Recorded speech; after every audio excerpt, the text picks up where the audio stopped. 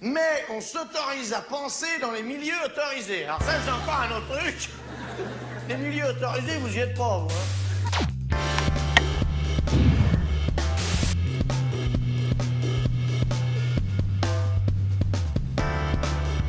Bonjour à toutes et tous.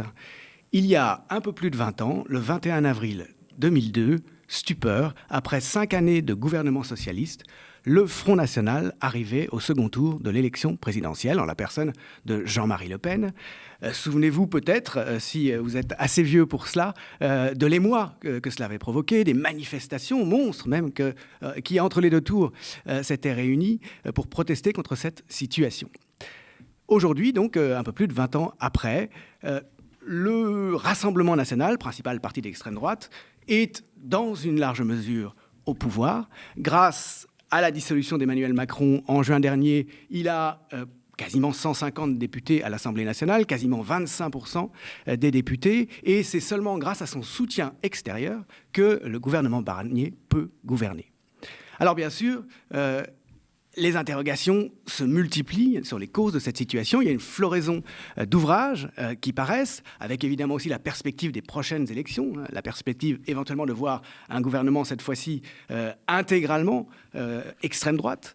Et je reçois deux contributrices des publications actuelles aujourd'hui, Ludivine Bantigny.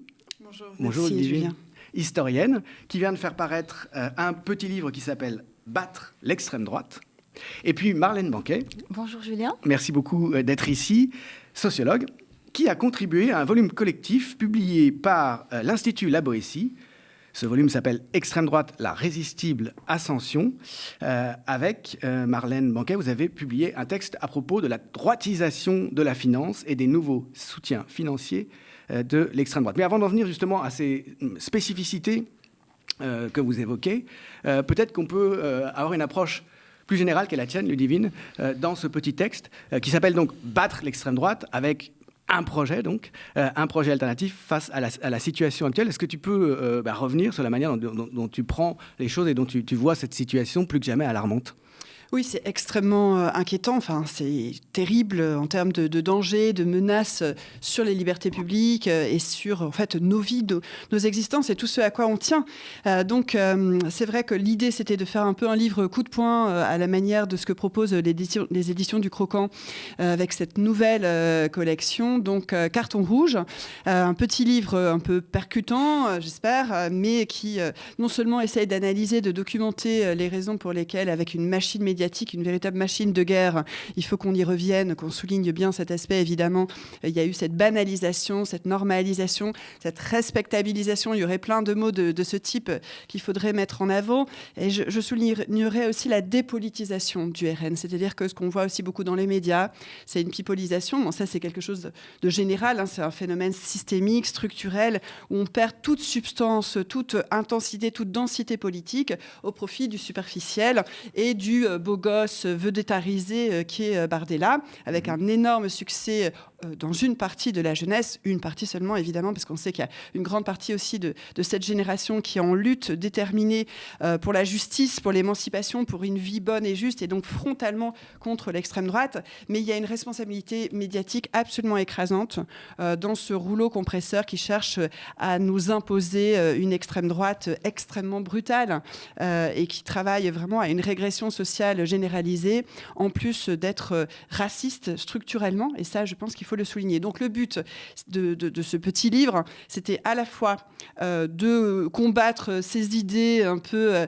générales dans le paysage médiatique mainstream, et je ne parle pas que des médias de Bolloré, sur lesquels on va pouvoir peut-être revenir grâce à Marlène, mais de manière plus générale, y compris les médias du service public, qui banalisent en réalité dans ce paysage les idées de l'extrême droite, y compris sur le fait qu'il y aurait supposément un problème migratoire, donc en reprenant jusqu'à certaines formes de vocabulaire. Et bien évidemment, on peut dire c'est ascenseur pour les fachos, du côté de la Macronie, c'est vraiment le marchepied. C'est vraiment le marchepied de l'extrême droite, en banalisant ses idées, en se faisant dicter l'agenda politique, mais on sait aussi que c'est de toute façon une manière de restaurer la formule plutôt Hitler que le Front populaire, mais bien sûr sans considérer qu'il s'agirait d'un parti nazi, il faut nuancer, il faut apporter de la complexité, mais toute proportion gardée, on est toujours face à ça, c'est-à-dire tout sauf la gauche. Et donc les milliardaires dont on va parler là aussi grâce à Marlène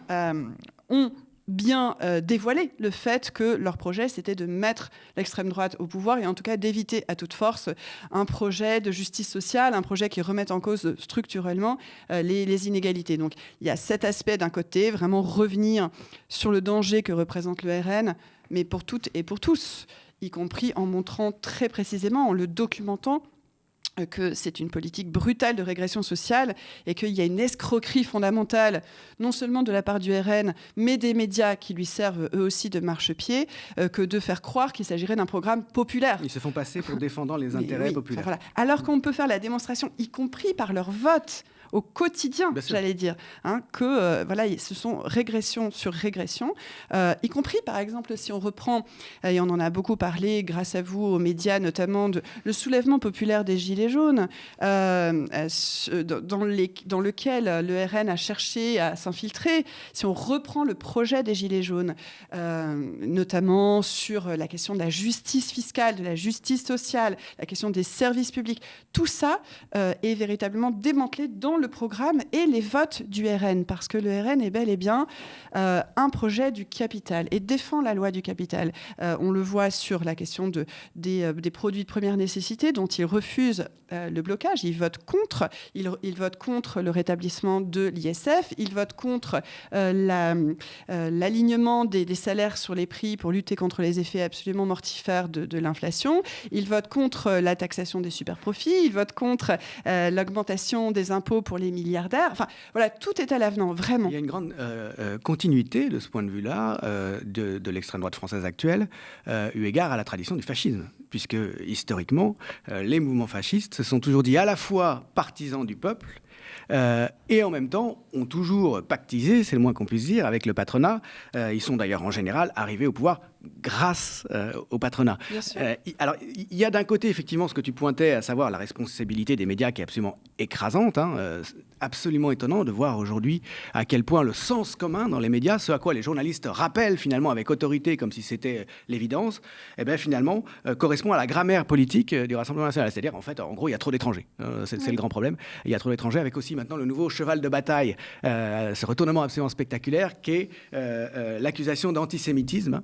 L'extrême droite serait devenue, notamment depuis la manifestation de novembre dernier, le rempart contre l'antisémitisme, alors qu'elle est de toute évidence toujours profondément antisémite et qu'elle le sera toujours pour des raisons constitutives, puisqu'elle est pour une unité, une pureté de la nation. Il y a donc la façon dont les médias se font désormais, comme tu le disais, aussi bien d'ailleurs les médias d'État, on ne peut plus tellement parler de services publics à certains égards, que les médias privés, les défenseurs de cette doxa. On a parfois l'impression d'entendre quelqu'un du RN quand on voit comment les journalistes parlent notamment aux invités de gauche, alors qu'ils sont censés être que journalistes. Et il y a derrière ce choix de la classe dirigeante face à la menace d'une éventuelle alternative politique de gauche, d'aller finalement d'aller dans le sens plutôt le Hitler que le Front populaire, en tout cas plutôt désigner les étrangers, plutôt désigner les corps étrangers à la nation comme responsables des difficultés, détourner la colère populaire de ce côté-là, que de remettre en cause le système dans son ensemble. Oui, tout à fait. Donc, en fait, on peut véritablement parler de traits de fascisation. De traits de fascisation, ce n'est pas le fascisme, mais ce sont des traits de fascisation très clairement, avec en particulier ces médias qui n'ont plus aucun sens de l'éthique, aucun sens de la déontologie. Donc là, on est devant des retournements qui sont orwelliens. Alors, ça devient quasiment un mot de passe et de passe-passe que de parler d'Orwell. Mais là, on est face à ces retournements au point que, tu évoquais évoqué la question de la manière dont ces médias mainstream traitent de la gauche et traitent la gauche. On est face à des gens qui, en effet, balancent des accusations infamantes sur l'antisémitisme au prétexte qu'une partie de la gauche, dont la France Insoumise, parce que c'est elle qui est la cible principale de cette vindicte et de ces infamies, de calomnies effarantes, qui subit donc cette accusation d'antisémitisme, alors même qu'au moment où on est en train de discuter, la Cour pénale internationale vient de lancer un mandat d'arrêt contre Benyamin Netanyahou à propos des crimes de guerre et contre l'humanité commis à Gaza. Et je pense que c'est lié, parce que ce qu'on a vu dans toute la séquence des derniers mois, c'est ce retournement qui consistait à dire la vérité. Vous voyez, par exemple, dans Causeur, des députés RN, Laure Lavalette, mais tu même donnes des images gens dans le livre assez frappantes. C'est notamment cette une de Causeur qui dit nos passaran, ils ne tous passeront unis pas. contre l'antifascisme. L'antifascisme ne passera pas. L'antifascisme ne passera pas. Laure Lavalette, nos passaran. Mais des gens comme Boris Cyrulnik qui racontent que la véritable extrême droite, et ça serait Mélenchon. Et donc c'est là qu'il faut relier les choses à ce qui se passe à Gaza, avec une reconnaissance de plus en plus par les institutions internationales, de nombreux experts et de nombreux historiens de non seulement crimes contre l'humanité, mais en réalité politique génocidaire. Quel est le rapport avec l'extrême droite ? Ce que tu disais très bien sur cette banalisation et cette respectabilisation, regardez, le RN, lui, est très respectable. Il va participer à la marche contre l'antisémitisme, y compris avec des cadres du RN. Je pense à quelqu'un comme Frédéric Boccaletti, qui est le tenancier d'une librairie Antinéa, qui est une librairie très clairement négationniste, antisémite, qu'ils ont dans leur rang toute une série de racialistes, de suprémacistes qui sont radicalement antisémites. Et on a pu faire la démonstration, et je reviens dans le livre, de tous ces propos, mais monstrueusement antisémites, que tiennent ces cadres et que tiennent ces élus du RN. Alors, comment on fait le lien ? Il me semble qu'en réalité, ce soutien à Israël de l'extrême droite tient au fait que l'État d'Israël propose un ennemi qui est le même que celui que l'extrême droite veut voir en France, à savoir l'islam. Le choc des civilisations. Et comme a dit Netanyahou à la télé française, où il a été reçu bras ouverts par un grand groupe, dont celui de Martin Bouygues, finalement, les Gazaouis, en tout cas les opposants palestiniens, nous sont un peu ce que les racisés de vos banlieues, ce que les musulmans de vos banlieues risquent de devenir pour vous. Donc en fait, c'est une logique de choc des civilisations qui explique assez bien finalement ce choix de l'extrême droite actuelle de temporairement, non seulement mettre un mouchoir sur son antisémitisme, mais se présenter comme le rempart contre l'antisémitisme. Oui, officiellement, voilà, c'est ça. Mais donc c'est l'islam, donc il y a une islamophobie évidemment qui est structurelle. L'ennemi de l'intérieur.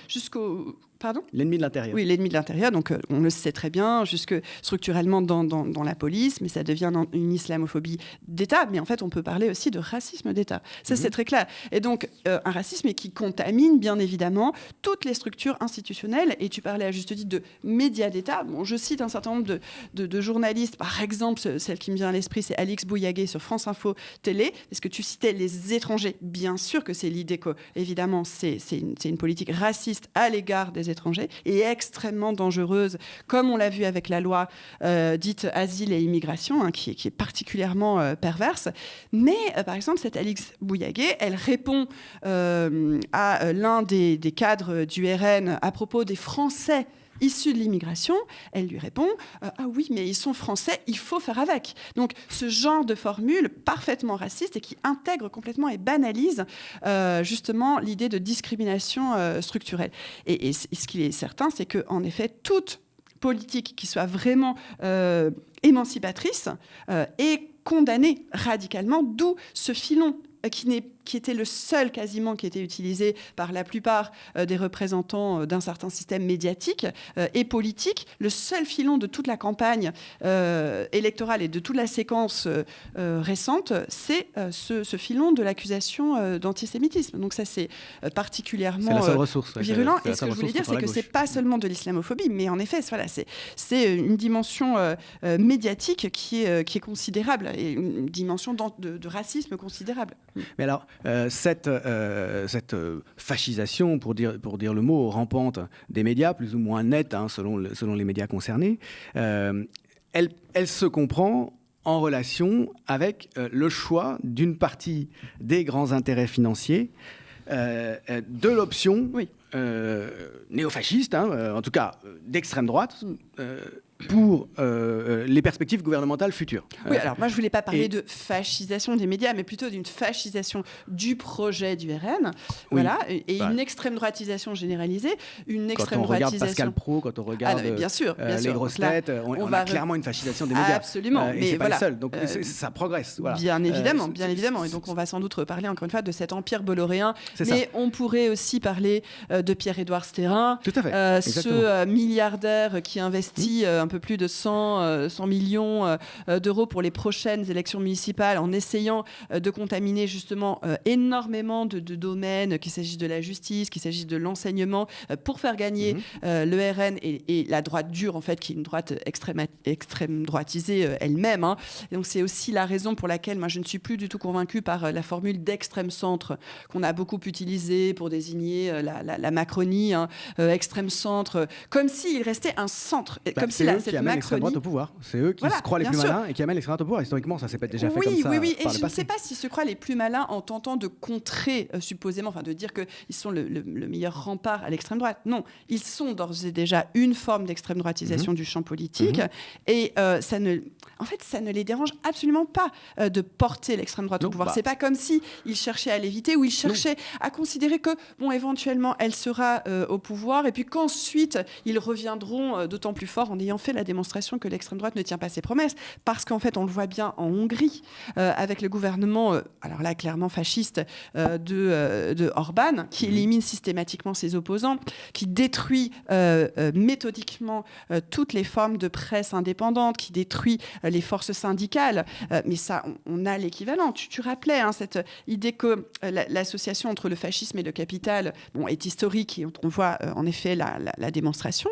Quelqu'un comme Louis Alliot, donc l'un des cadres qui était prêt d'ailleurs à prendre la tête du RN, explique que les syndicats sont les croque-morts du monde économique. Donc il y a vraiment une volonté de détruire toutes les forces d'une lutte qu'on pourrait appeler une lutte de classe, toutes les formes de défense des intérêts des classes populaires, voilà, et qui est à l'œuvre du côté de toutes ces organisations d'extrême droite. On peut citer, donc, je l'ai fait, le cas de la Hongrie, on peut parler bien sûr de l'Italie avec Giorgia Meloni qui est en train d'écraser toutes les formes de subsistance élémentaire pour les classes populaires, notamment en ayant détruit l'équivalent du revenu minimum, et c'est une catastrophe, y compris c'est un laminoir pour y compris une partie de ces classes populaires qui avaient cru pouvoir se tourner vers Mélanie et cette extrême droite.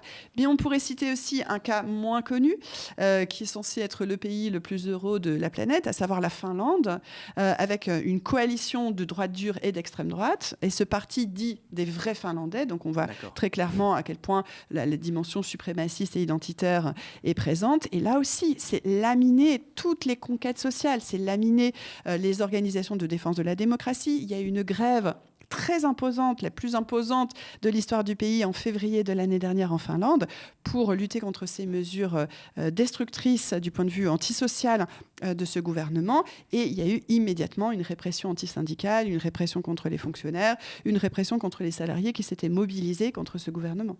Mais alors, précisément, on voit bien qu'aujourd'hui, contrairement sans doute à ce qui était le cas dans les années 2000, eh bien, ce sont des intérêts financiers qui ont programmé, en quelque sorte, notamment via la prise de contrôle des médias, l'avènement de politiques identitaires, l'avènement de politiques autoritaires qui vont détourner les affects de ceux qui sont lésés par ces politiques contre les étrangers. C'est là, évidemment, que je me tourne vers vous, Marlène Banquet, à propos de cet article donc très éclairant que vous avez publié dans le volume de l'Institut La Boétie sur la résistible ascension de l'extrême droite. Et vous partez d'une évolution de la situation du capitalisme lui-même pour montrer que cela explique une évolution politique, au fond. Cette évolution fait support pour l'évolution politique actuelle, et on comprend mieux en vous lisant, il m'a semblé mieux comprendre, par exemple, les logiques de Bolloré, de Stérin, dont on parlait à l'instant, les effets de leur combat civilisationnel, comme disait Bolloré, pour parler de son engagement personnel. Absolument. Mais ce qui est intéressant dans la séquence actuelle, et Ludivine a tout à fait raison de replacer la montée du Rassemblement national en France dans le mouvement international en fait, de montée de l'extrême droite, à la fois aux États-Unis, en Argentine bien sûr, en Europe évidemment, mais je pense aussi à Giorgia Meloni. Et en fait, ce qui est intéressant, c'est que chaque fois qu'une de ces élections, chaque fois qu'un de ces pays a basculé, chaque fois que l'un de ces partis d'extrême droite a pris le pouvoir, très souvent, le narratif qui est présenté, c'est un narratif qui tourne autour de l'idée d'une victoire du peuple contre les élites. Et donc on a beaucoup entendu ça. Michel Onfray encore récemment commentait l'élection de Donald Trump en disant qu'il était le président des Gilets jaunes. Sonia Mabrouk elle-même a parlé de la victoire des caddies de Walmart. On a beaucoup parlé aussi en France de l'expression du ressentiment des classes populaires et que, encore une fois, donc qui expliquait du coup la montée du Rassemblement national. Les caddies de Walmart, c'est la chaîne de magasins aux États-Unis, c'est Absolument, ça? Absolument, oui. La chaîne des pauvres, en fait. La chaîne des pauvres, exactement. Donc c'est cette clientèle qui est représentée par Donald Trump. Tout à fait. Et ce qu'il y a en fait de commun dans tout ce type de commentaires, c'est l'idée de se dire que l'extrême droite, encore une fois, serait soutenue par des classes populaires contre une élite qui aurait capté l'État. Et qu'en quelque sorte, du coup, les idées racistes, xénophobes, masculinistes, misogynes seraient en fait des idées portées par la classe populaire face à des élites qui, elles, seraient éduquées, diplômées, progressistes et qui, elles, ne voteraient pas extrême droite. Or, ce qu'on constate, en fait, quand on se penche un petit peu plus sur l'évolution des soutiens de l'extrême droite, par exemple, en France, c'est que la sorte de digue qui existait entre les dirigeants de grandes entreprises et l'extrême droite, elle s'est de plus en plus affaiblie et que, depuis maintenant le tournant des années 2000, on voit des patrons, y compris des patrons de grandes entreprises, soutenir le Rassemblement national. Alors évidemment, la figure la plus connue, c'est Vincent Bolloré. Vincent Bolloré, qui jusque dans les années 2000 était classiquement néolibéral, comme la plupart des patrons du CAC 40, et puis qui, au tournant des années 2000, a fait sien l'idée d'un combat pour un Occident chrétien et s'est engagé en faveur de l'extrême droite. Pierre-Édouard Stérin aussi, évidemment, dont on connaît maintenant le projet Périclès, qui vise à dépenser 150 millions d'euros pour permettre au Rassemblement national de gagner les élections, et qui a un projet là à très court terme aussi, puisqu'il a un autre projet Politicae qui vise à aider tous les maires sans étiquette, mais en fait d'extrême droite, à gagner les mairies dans les prochaines élections, mais aussi des gens comme Charles Gave, aussi des gens, enfin bref, toutes sortes comme Charles Becbédé aussi. Donc, toutes sortes de patrons qui, là, maintenant, depuis les années 2000, encore une fois, se défendent, en tout cas, une orientation d'extrême droite. Alors, ce qui est intéressant, c'est que ça va contre l'idée que l'extrême droite ne serait soutenue que par des petits patrons. Ce n'est plus le cas. Et ça pose, du coup, la question de pourquoi est-ce que ces patrons se tournent vers l'extrême droite. Alors, il y a plein d'explications possibles. L'une d'entre elles, c'est que, depuis les années 2000, on assiste, en fait, à une sorte de rupture. Enfin, une part du patronat se détourne d'un modèle néolibéral classique qui était porté par Emmanuel Macron, par exemple, considérant que ce modèle est encore trop régulationniste, considérant qu'il est trop proche d'institutions régionales et internationales qui font peser des risques sur les profits, qui créent des contraintes à l'accumulation et qui aussi font peser un risque, notamment parce qu'il y a des risques de régulation environnementale dont ils considèrent qu'elles sont trop contraignantes pour eux. Et donc une part de ce patronat, et dans le secteur financier, c'est ceux que j'ai essayé d'appeler le patronat de la seconde finance, qui sont des financiers plus récents, plus agressifs, qui font de l'argent avec des actifs qui jusqu'ici étaient relativement soustraits à des logiques de financiarisation, comme notamment la nature.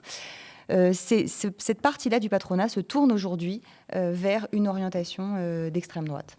Ça fait penser quand même beaucoup à ce qui se passe à certains égards de l'autre côté de l'Atlantique, non ? Puisqu'on voit, on a eu le spectacle ces derniers temps de Trump entouré de milliardaires libertariens. Ça faisait penser aussi à l'idéologie libertarienne, à ce que vous disiez, le fait que ces nouveaux capitalistes ne sont plus vraiment des néolibéraux qui vont encore au-delà. On a vu bien sûr le rôle d'Elon Musk pour l'élection de Trump. On a vu Jeff Bezos qui empêchait son journal, je crois le Washington Post, Absolument, de prendre position pour un candidat, comme ça a toujours été le cas, comme c'était la tradition, sachant que le Washington Post allait prendre position pour la candidate démocrate. Finalement, on a l'impression de voir se profiler là-bas, se développer là-bas, ce qui se profile ici. Alors absolument. La situation est assez... Alors il y a évidemment beaucoup de différences, mais en tout cas sur ce point particulier du soutien patronal, il y a effectivement un parallèle évident. Du côté de l'élection, l'élection de Donald Trump, elle a été soutenue aussi par une partie du secteur financier et une partie de la tech principalement, qui sont aussi les mêmes secteurs que les secteurs qui aujourd'hui soutiennent en tout cas le plus visiblement l'extrême droite. Et vous parlez d'Elon Musk, quand même un point, c'est intéressant, parce que Donald Trump apparaît là encore, on l'a dit, comme le président des Gilets jaunes, le président des caddies de supermarché, des utilisateurs de ces caddies. Et en fait, Elon Musk, qui a donné donc 118 milliards d'euros à Elon Musk, se retrouve, le jour qui a suivi l'élection d'Elon Musk, a gagné d'un coup, toutes les actions de Tesla et de SpaceX ont monté, il a gagné donc 20 milliards de dollars en 24 heures. C'est-à-dire qu'il y a un retour sur investissement, c'est ça ? Un retour sur investissement faramineux, vous donnez 118 millions, vous vous retrouvez avec 20 milliards en 24 heures. Donc c'est quand même vraiment l'investissement le plus rentable que vous puissiez faire. Donc en tout cas, oui, de la même manière, derrière Elon Musk, il y a des milliardaires qui, là aussi, échangent leur soutien contre des engagements de Trump, des engagements à revenir sur le peu de réglementation environnementale qui avait été pris par Biden, des engagements à réduire à nouveau les impositions sur les entreprises, et puis des engagements, par exemple, dans le cas d'Elon Musk, qui intéressent plus directement Elon Musk, comme la privatisation de l'espace, la militarisation de l'espace. Là aussi, il y a un programme trumpien autour du fait d'utiliser l'espace à des fins militaires à travers Space Force, dans lequel Elon Musk négocie des contrats avec SpaceX. Donc, il y a un conflit d'intérêts à tous les étages, quoi, évidemment. Absolument, absolument. Un conflit d'intérêts à tous les étages, et aussi, du coup, encore une fois, une extrême droite libertarienne, c'est-à-dire qui n'est pas, qui a des caractéristiques libertariennes sur le plan économique, mais autoritaire sur le plan social et politique par ailleurs, ce qui est une sorte de... Ce qui peut sembler être contradictoire, mais ce qui ne l'est en fait pas du tout dans les faits. C'est la même situation d'ailleurs en Argentine. Extrêmement conservateur sur le terrain social et sur le terrain politique, et libertarien sur le terrain économique. Et c'est, à mon sens, aussi le tournant que prend l'extrême droite française, qui essaye de paraître de plus en plus pro-business pour essayer de se rendre respectable auprès du patronat, en étant là aussi, en utilisant l'idéologie libertarienne pour se renouveler sur le plan économique, tout en restant évidemment extrêmement conservatrice sur le plan social et sur le plan politique. Le patronat a très bien compris qu'il ne courait aucun risque du point de vue de ses intérêts avec l'arrivée au pouvoir de ce type de dirigeants. Eh bien, en tout cas, en France, il a mis un petit peu plus de temps à le comprendre que dans les autres pays. Mais en ce moment, il est en train de le comprendre avec le Rassemblement national. C'est, à mon sens, ce qui fait courir un danger de plus avec le Rassemblement national, c'est que jusqu'à il y a une dizaine d'années, le patronat ne s'était pas tourné vers l'extrême droite, et en fait, le candidat naturel de l'extrême droite, c'était Fillon, par exemple. Du patronat, pardon. C'était les Républicains, beaucoup. Et puis ensuite, ça a été Macron. Mais là, cette digue est en train de tomber. On a vu, par exemple, en juin dernier, le MEDEF recevoir des représentants du Rassemblement national pour qu'ils leur présentent leur programme économique. Donc on voit que même, il y a des patrons qui soutiennent directement l'extrême droite, mais même du côté du patronat traditionnel représenté par le MEDEF, de plus en plus, on discute, de plus en plus, on comprend qu'il y a des intérêts communs. Je crois que Geoffroy de Beaulieu avait même clairement dit, il y a quelques mois, que c'était une hypothèse qu'il fallait accepter d'envisager, que l'arrivée au pouvoir du RN, et que ça leur posait pas de problème. Je voudrais qu'on termine pour essayer justement de voir comment battre l'extrême droite, pour reprendre le titre de ton livre, Ludivine. Quand même, en partant d'une considération importante qui a été très peu faite, me semble-t-il, à propos de la victoire de Trump, dans les médias français en tout cas, c'est pas tellement Trump qui a gagné, qui aurait été porté au pouvoir comme ça par des masses populaires, donc convaincus contre l'évidence qui va défendre leurs intérêts. Factuellement, c'est Harris qui a perdu. Les démocrates ont perdu 7 millions de voix par rapport à l'élection précédente, d'après ce que j'ai compris. Donc, ça veut dire qu'en réalité, les gens qui devraient voter pour les alternatives ne se déplacent plus. Et ça ne veut pas forcément dire, et même on voit bien qu'ils ne vont pas voter pour autant. Ceux qui ne se déplacent pas pour aller voter des démocrates, ceux qui ne se déplacent plus pour aller voter démocrates, ne se sont pas déplacés pour aller voter Trump pour autant.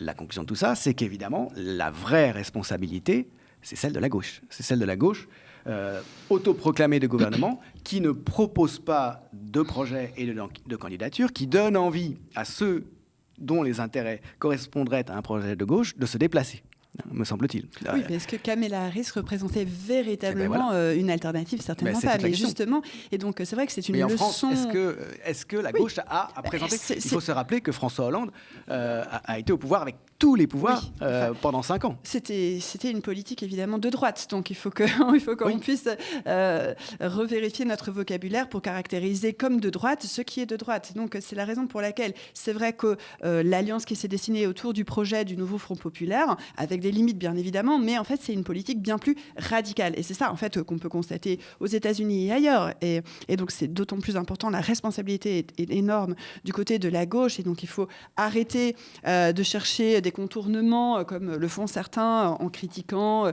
le nouveau Front populaire, en critiquant certaines de ses forces principales comme la France insoumise, en cherchant à mettre de l'eau absolument dans le vin, en cherchant à bannir du vocabulaire tout ce qui peut ressembler à une violence sociale, à une violence policière aussi, à une violence raciste. Donc il faut être très radical au sens tout simplement d'aller à la racine. Et moi, ce que je constate dans les évolutions récentes de cette gauche-là, qui pouvait apparaître pendant très longtemps comme une gauche réformatrice, pour ne pas dire réformiste, une gauche réformatrice sincèrement favorable à des réformes progressistes, mais elle va de plus en plus à la racine d'un système prédateur, exploiteur, qui en fait empêche les gens de vivre dignement. Donc c'est ça la grande responsabilité aujourd'hui. Après, la grande difficulté aussi, au vu de tout ce que vous avez expliqué l'un et l'autre, et en particulier Marlène, avec encore une fois, cette machinerie effrayante et guerrière des médias, c'est que, comme le montrent des études de sociologie électorale, celle de Benoît Coquart, celle évidemment de Félicien Faury, c'est que la gauche, pour l'électorat du RN, n'existe quasiment pas dans son paysage. D'abord dans son paysage médiatique et du coup dans son paysage de sociabilité, qui est une sorte d'inversion de la honte. C'est-à-dire que, moi je pense qu'il faut remettre la honte au racisme, il faut remettre la honte sur le vote RN. Arrêter de le respectabiliser, arrêter de considérer que mais c'est pas grave, non mais ils sont pas... Voilà, il faut montrer que c'est un vote raciste et remettre la honte sur ce vote. Mais le problème, c'est qu'en effet, ce qu'on lit très bien dans ces études de sociologie électorale, c'est que désormais, ce qui est honteux, c'est de voter à gauche.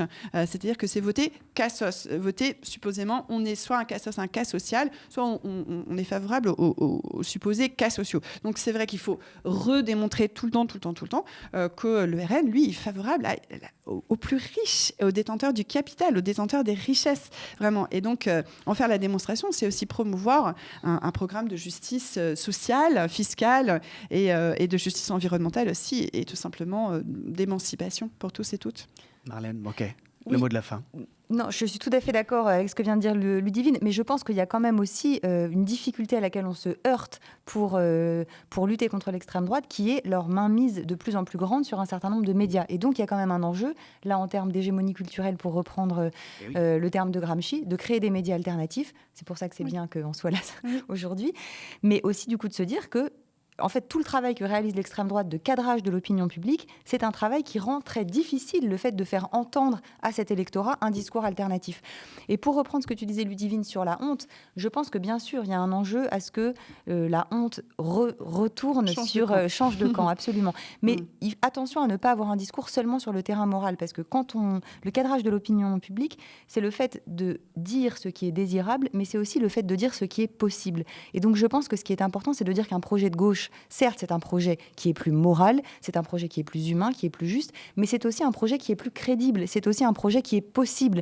Ce n'est pas juste un projet utopique, encore une fois, et qui est porté par des valeurs morales. Et ça, pour pouvoir défendre cette idée que, oui, il y a un projet de gauche plus moral, mais aussi possible, crédible, qui peut fonctionner, qui peut conduire à à un fonctionnement plus optimal de la société, il faut des médias qui défendent ce genre d'idées. Et dans la situation dans laquelle on est, malheureusement, ce sont souvent du coup des médias un peu alternatifs. Oui. Et je crois qu'il faut aussi quand même une législation sur cette question médiatique, parce qu'elle est énorme, une régulation, absolument. Une démocratisation aussi. Par exemple, l'Arcom, on voit très bien à quel point c'est complètement fantomatique. C'est donc, la chose de Macron. Voilà, ça, bien évidemment. Donc en fait, cette démocratisation et ce que tu décris avec beaucoup de justesse sur la dimension réaliste d'un point de vue émancipateur, elle doit aussi passer par une répression à l'égard de tous ces médias, de cette concentration des médias, et par une véritable démocratie qui touche d'abord, parmi d'autres secteurs, la question médiatique, puisque c'est le nerf de la guerre, puisque cette guerre, justement, elle est menée essentiellement par le biais de ces médias à la puissance gigantesque. on en sait quelque chose Oui. aux médias, puisque Hélas. donc, nous avons vu notre dossier refusé par l'Arcom pour avoir une télé au profit des milliardaires habituels et d'un de plus d'ailleurs, je crois, Kretinsky, qui débarque sur la TNT en lieu et place de la moindre chaîne qui donnerait un son de cloche différent. Merci beaucoup. Merci Merci, à Julien. vous. Et justement, À l'une et pleine l'autre. solidarité aux médias et plein Complètement. soutien pour la ténacité Merci. du combat. Je rappelle donc que Ludivine vient de sortir un carton rouge. Moi qui aime beaucoup le foot, je suis très sensible à cette esthétique. Carton rouge à l'extrême droite, battre l'extrême droite, donc aux éditions du Croquant. Et puis Marlène Banquet est l'autrice d'un article tout à fait passionnant dans ce volume de la Fondation La Boétie, l'Institut La Boétie, qui participe au combat. Et il est proche de la France Insoumise, il ne faut pas le cacher. Il participe au combat culturel, au combat de reconquête médiatique aussi. Je recommande donc ce livre collectif sur la résistible ascension de l'extrême droite. Merci à l'une et l'autre. Merci. beaucoup.